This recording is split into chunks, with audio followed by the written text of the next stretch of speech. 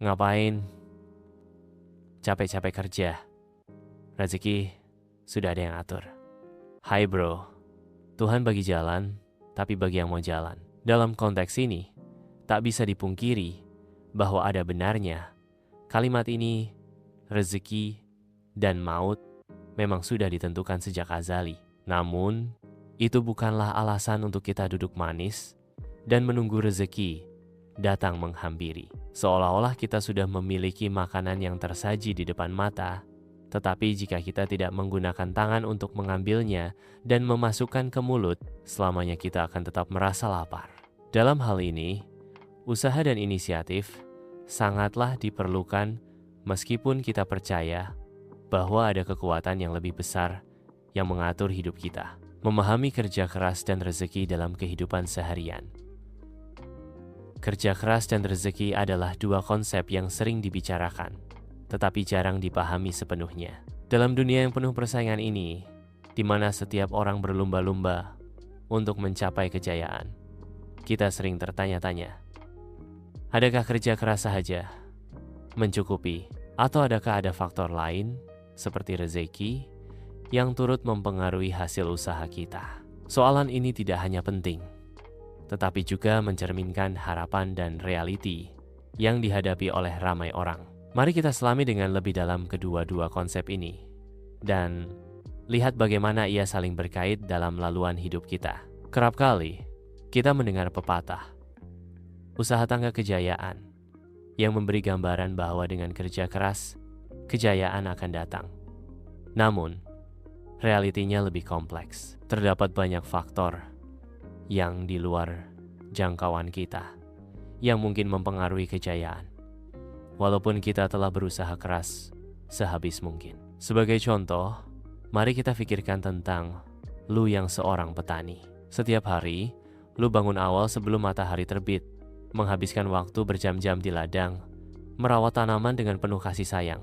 Lu memastikan untuk menggunakan semua teknik pertanian yang terkini dan berusaha mengelakkan sebarang bencana yang mungkin terjadi. Tetapi, walau seberapa keras lu bekerja, lu tidak dapat mengawal cuaca yang berubah-ubah. Sekiranya hujan tidak turun seperti yang diharapkan, atau jika musim kemarau datang lebih awal, semua usaha keras lu mungkin sia-sia. Inilah isu yang sering terlepas pandang ketika kita berbicara tentang kerja keras.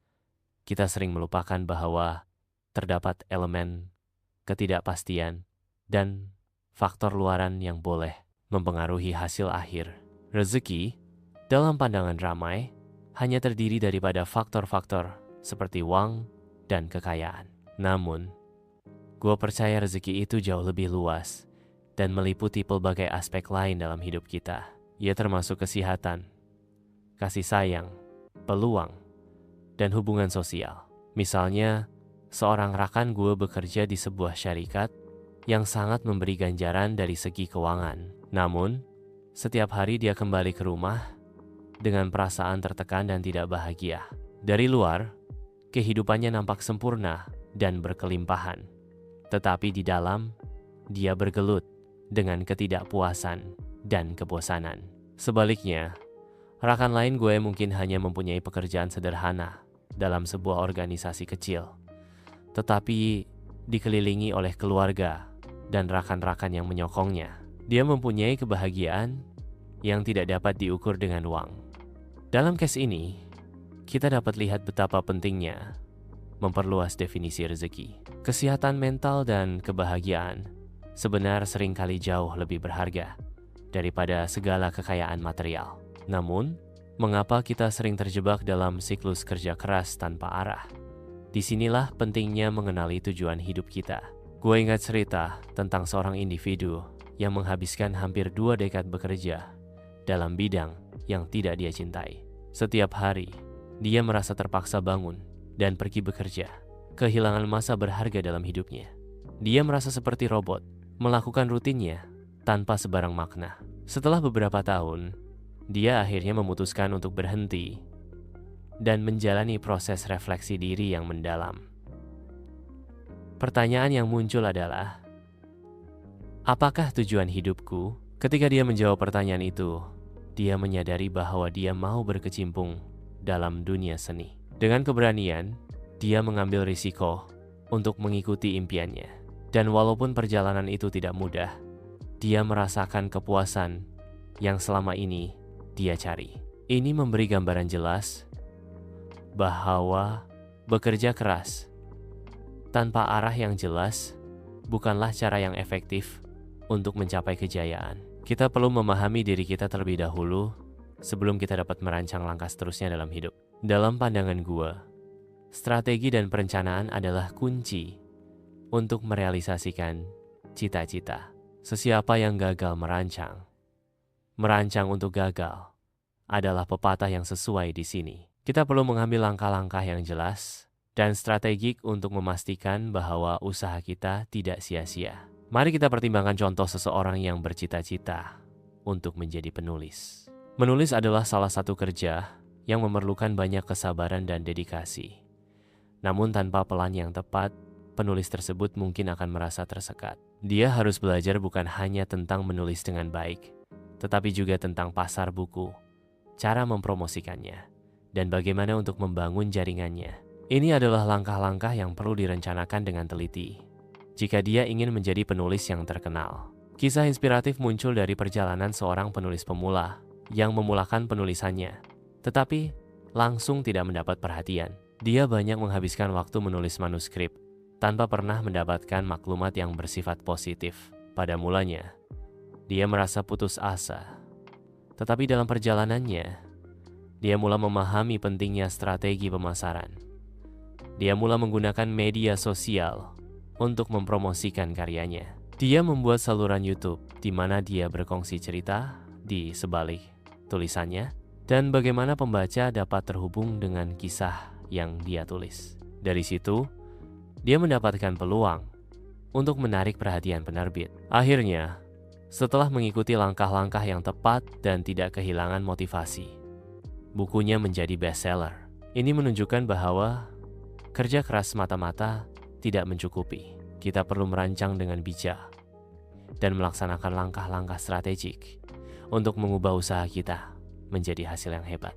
Namun, kita tidak boleh lari dari tekanan sosial yang sering menuntut kita untuk menunjukkan kejayaan, tidak kira apapun kosnya. Dalam dunia yang serba cepat ini, terdapat tekanan yang besar untuk menampilkan gaya hidup yang seolah-olah mencerminkan kejayaan, kereta mewah, rumah besar, dan percutian yang menarik. Cerita tentang individu yang terperangkap dalam gaya hidup yang tidak sesuai dengan keupayaan mereka ini seringkali menimbulkan kesedihan. Mereka berpura-pura bahagia, tetapi berjuang untuk menampung perbelanjaan yang mereka terpaksa lakukan untuk mengekalkan penampilan tersebut. Rasanya lebih baik untuk mengejar kejayaan yang sejati dan ikhlas daripada sekadar penampilan luar. Kenapa kita tidak berfokus kepada pencapaian yang berakar pada integriti dan ketulusan? Menghargai kehidupan yang sebenar dengan nilai yang lebih mendalam memberi kita kebahagiaan yang lebih abadi. Seiring dengan pengembaraan hidup, kita juga sering terlupa untuk menjaga keseimbangan. Dalam dunia yang sibuk ini, kita sering mengorbankan hal-hal penting, seperti kesehatan mental dan hubungan dengan insan terdekat. Seorang profesional muda yang mengabaikan keluarganya demi mengejar pekerjaan, seringkali akan menyadari, setelah waktu berlalu, bahwa momen berharga bersama keluarga tidak dapat diulang kembali. Dia mungkin berjaya dalam kerjanya, tetapi kehilangan hubungan yang penting. Dalam hal ini, kita perlu ingat bahwa keseimbangan dalam hidup adalah aspek penting dalam mencapai rezeki yang lebih baik. Memprioritaskan hubungan dan menjaga kesehatan mental akan memberi kita potensi untuk mencapai kejayaan yang lebih bermakna. Namun, setiap keputusan yang kita buat pasti melibatkan risiko. Mari kita lihat contoh seorang individu yang mengambil langkah berani untuk memulakan perniagaan baru. Dia tidak mempunyai latar belakang dalam dunia perniagaan, tetapi dia memiliki visi yang jelas dan keyakinan yang kuat dalam idenya. Pengalamannya dalam dunia kerja membantunya untuk melihat peluang yang tidak disadari oleh orang lain. Pada awalnya, langkah itu mungkin terasa menakutkan, tetapi Dengan pengambilan risiko diiringi perancangan yang bijak, dia membina perniagaan yang menguntungkan. Banyak orang yang berjaya di dunia perniagaan adalah mereka yang mampu mengenali peluang di dalam risiko dan berani untuk menerokainya. Salah satu aspek penting yang sering diabaikan adalah perencanaan keuangan yang bijak. Statistik menunjukkan bahwa sebahagian besar individu tidak mempunyai perencanaan keuangan yang jelas. Mereka bercampur aduk dengan hutang dan perbelanjaan yang tidak terkawal, menjadikan mereka terperangkap dalam siklus keuangan yang tidak sehat.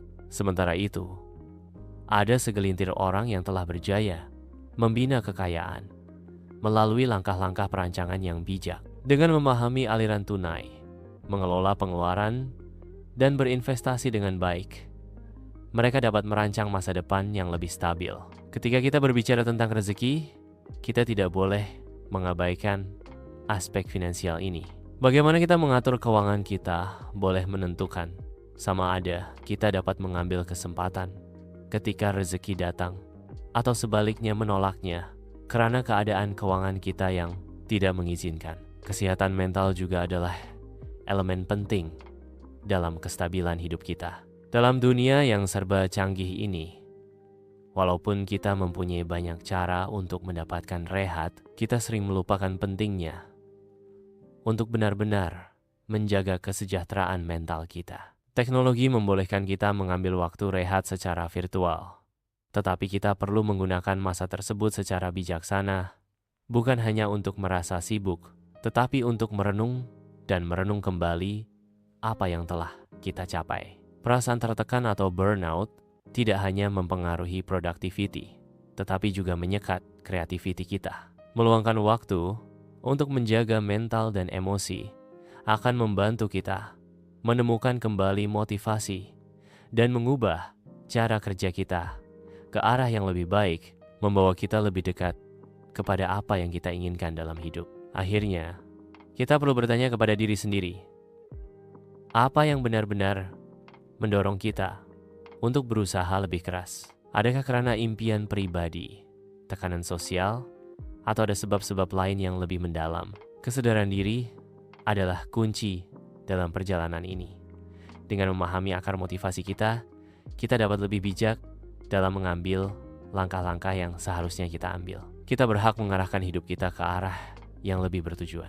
Dalam kesimpulannya, gue ingin menggariskan bahwa kerja keras dan rezeki adalah dua aspek penting yang saling berkait dalam kehidupan kita. Kunci untuk mencapai kejayaan tidak hanya terletak pada usaha kita, tetapi juga pada cara kita merencanakan dan melaksanakan strategi yang tepat. Dengan pemahaman mendalam tentang kedua-dua konsep ini, kita dapat membuat keputusan yang lebih baik untuk membina masa depan yang lebih cerah. Mari kita terus berusaha, tetap optimis, dan bersyukur atas setiap rezeki yang datang kepada kita.